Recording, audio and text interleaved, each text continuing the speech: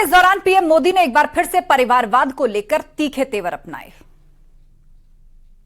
गांधी परिवार के बेटे बेटी का विकास करना हो तो फिर कांग्रेस को वोट दीजिए। आपको मुलायम सिंह जी के बेटे का भला करना है तो फिर समाजवादी पार्टी को वोट दीजिए।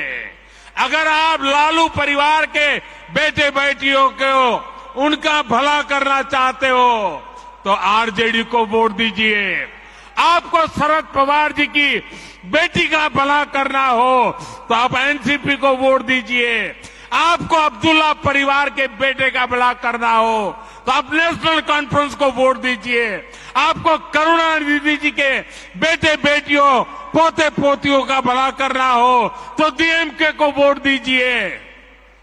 आपको के चंद्रशेखर राव की बेटी का भला करना हो तो आप बीआरएस को वोट दीजिए। लेकिन मेरी बात ध्यान से सुनिएगा। मेरे देशवासियों, मेरी बात ध्यान से सुनिएगा। अगर आपको अपने बेटे का, अपनी बेटी का, अपने पोते का, अपनी पोती का, अपने नाते का, अपनी नाती का, अगर आपको अपने परिवार के बच्चों का भला करना है तो आप वोट भाजपा को दीजिए।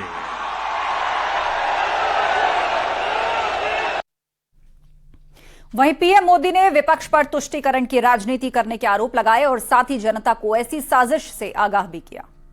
ये रास्ता है तुष्टीकरण का, वोट बैंक का, गरीब को गरीब बनाए रखने, वंचित को वंचित बनाए रखने से ही उनकी राजनीति चलती है।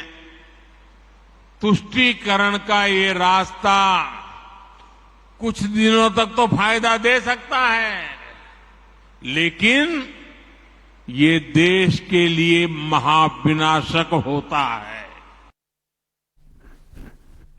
वहीं मुस्लिम बेटियों की बात करते हुए प्रधानमंत्री ने पूछा कि 3 तलाक के दंश का कुछ लोग आखिर क्यों समर्थन करते हैं। अगर 3 तलाक इस्लाम का जरूरी अंग है तो पाकिस्तान में क्यों नहीं होता भाई? अगर 3 तलाक इस्लाम का जरूरी अंग है तो इंडोनेशिया में क्यों नहीं होता? अगर 3 तलाक इस्लाम का जरूरी अंग है तो कतर, जॉर्डन, सीरिया, बांग्लादेश, ये तो सारे मुस्लिम बस्ती वाले देश हैं, वहां पर उनको बंद क्यों कर दिया? मैं समझता हूं कि मुसलमान बेटियों पर 3 तलाक का फंदा लटका कर कुछ लोग उन पर हमेशा अत्याचार करने की खुली छूट चाहते हैं।